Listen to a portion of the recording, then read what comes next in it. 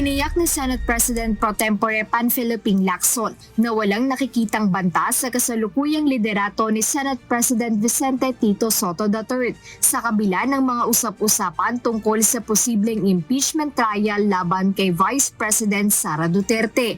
Ipinaliwanag ni Senator Lacson na normal na ang pagkakaroon ng mga pagtatangka para sa palit liderato sa Senado dahil laging may nagtatangkang gumalaw lalo na tuwing sumasapit ang session break. Ayon sa senador, ang mga ganitong uri ng gapangan o pagpaplano ay karaniwang nangyayari kapag walang pasok ang Kongreso. Ngunit nananatiling solido ang kanilang hanay sa majority bloc at maayos aniya ang pamamalakad ni SP Sotto. Ngunit bilang paghahanda sa posibleng pag-transmit ng impeachment case mula sa Kamara patungong Senado, ibinahagi ni Senator Lacson na nagsimula na silang sumailalim sa isang crash course o briefing tungkol sa mga legal na usapin.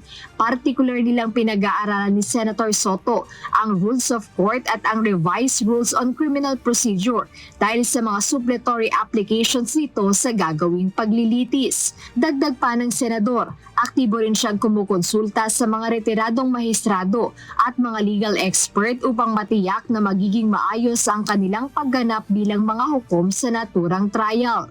Samantala, nagmungkahi rin ang Senate President Pro Tempore ng isang practical na schedule upang hindi maparalisa ang regular na trabaho ng Senado sa paggawa ng batas habang isinasagawa ang impeachment proceedings. Sa ilalim ng kanyang panukala, gagawin ang impeachment trial tuwing Lunes, Miyerkules at Biyernes simula sa alas 3 ng hapon habang ilalaan naman ang Martes at Huwebes para sa mga regular na sesyon. Naniniwala ang senador na ang ganitong kaayusan ay maaaring makakuha ng konsensus sa mga senador.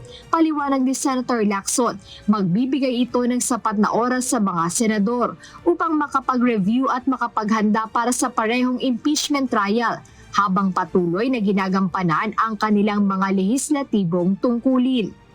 Jed Neresina, humahataw sa balita ngayon.